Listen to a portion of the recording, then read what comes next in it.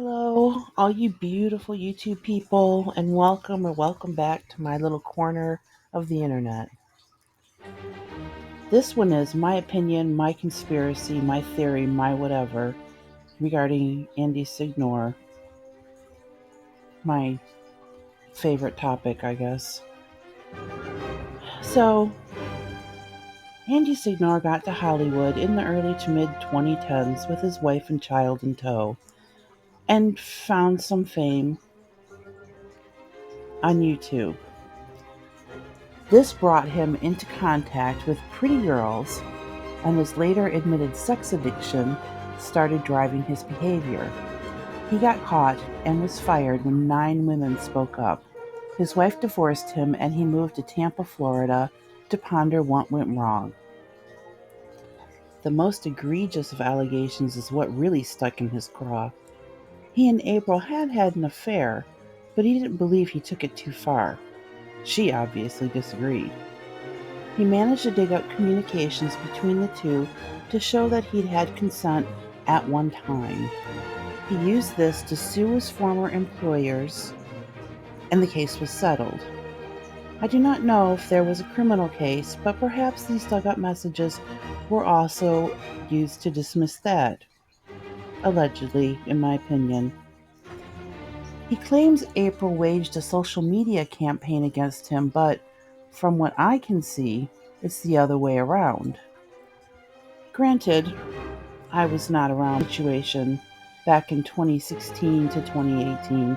I only know what I've seen since November of 2021 onward. However, I have done much investigation into Darvo, and this seems to be a classic case of it. In simpler terms, it's confession through projection, in my opinion. Having gotten away with destroying April and quashing all other claims, he set out to restore/relive his YouTube fame. He came back claiming a Me Too misfire, which was wildly successful. Still, it didn't rise to the level of what he perceived had been maliciously taken away from him. Every so often, for the next 2 years, he called out both April and his former co-workers at Screen Junkies, both slamming them and demanding apologies. It really ticked him off that they refused to comply. Old patterns started to reemerge.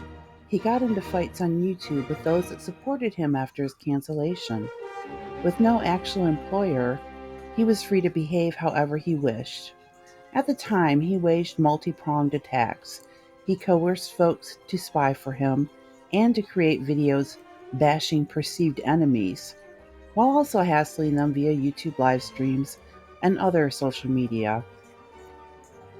Eventually, he managed to slowly extract his online persona from direct attacks, eventually settling into just calling people crazy clout-chasing haters.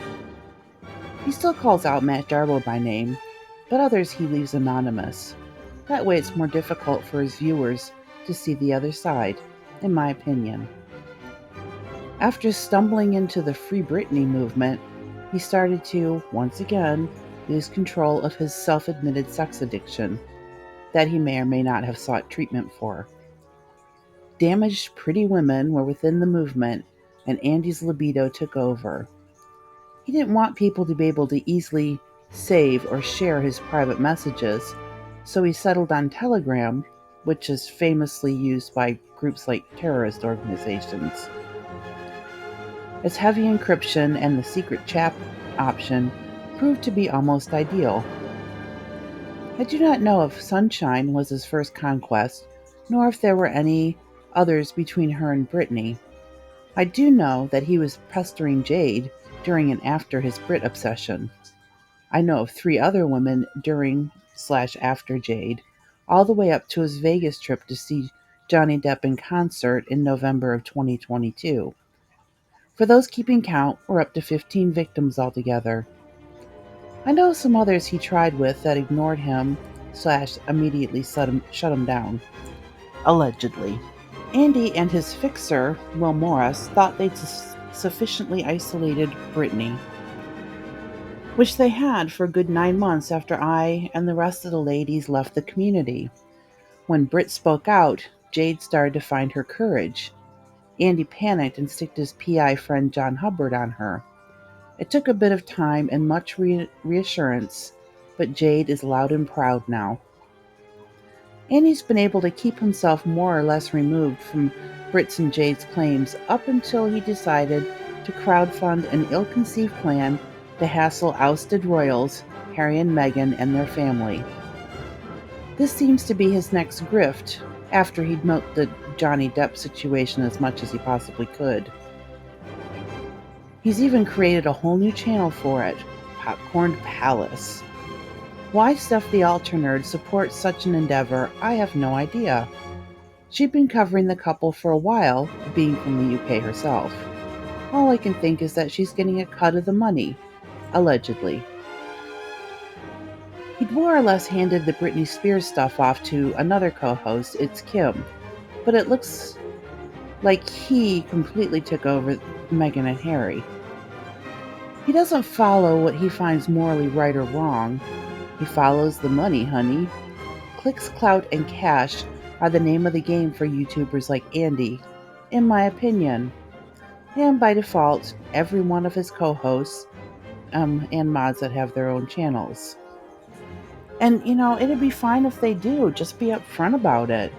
Don't try to couch it in ideals that others following these types of stories sometimes do. All during the Johnny Depp versus Amber Heard trial, he kept saying he was, quote-unquote, just like Johnny with his own Amber Heard. No, dude. You are the Amber Heard, in my opinion. Anyway, this whole Harry and Meghan stuff stirred a giant group of supporters referred to as the Sussex Squad. Suddenly, new attention was given to Andy's transgressions, which really has him scrambling. To be clear, my fellow former PCP mods / members and I are not at all related to this squad. We do relish the new attention, though. Andy and his cohorts have been trying to deal with the Britney and Jade allegations using the same playbook that Andy used back in 2018. The problem is that 1, Andy's never physically interacted with the two ladies. 2, society has learned much during and after the Me Too movement. Stay tuned for me exploring coercive control. Andy can try hanging his innocence on one teeny tiny factoid that really isn't, like he did 5 years ago, but Britney and Jade are not April, and what worked before won't work now, in my opinion. And honestly, simply pointing out the similarities between the two situations should be enough to make people question. Although, Andy will simply block those people asking.